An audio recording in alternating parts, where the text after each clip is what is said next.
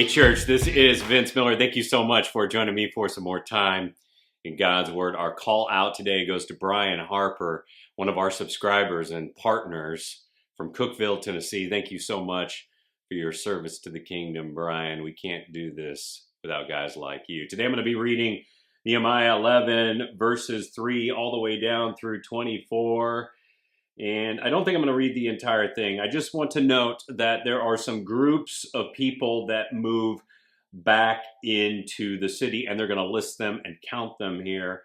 Verse 3 notes that there were children of Judah that moved back in, and then down in verse 7, a grouping of the sons of Benjamin that moved back in. Then verse 10, a group of priests.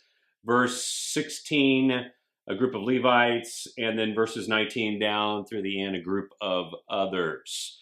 So what you have here is a categorical listing of the essentially 3,000, a little bit more, 3,000 who settled in Jerusalem and moved back into the city. And you can see this listing down below if you want to take a look at it in my notes. Now, even if you don't understand how to pronounce every name on this list, like me, which is why I didn't read it, we can learn a couple of things here. First, the believers who moved into Jerusalem lived together and not in separate divisions within the city. They lived in a community. Secondly, believers with different skills are going to work together and serve God together in the greater community. Meaning there's all kinds of different people that moved into the city for different purposes and different reasons, but to serve the community. So what we have here is a church of 3,000 plus people who formed a spiritual community dedicating their working lives to God. Now, of all the things that occur in this book, I wish I could have been a part of this beautiful moment because I think it's something that we all want. Every one of us longs for mission, community, worship. As a believer, I long for that, and service with a higher purpose. This experience right here is the full use of their time and their talent and their treasure for a purpose that was greater than themselves. And I think we want the same thing.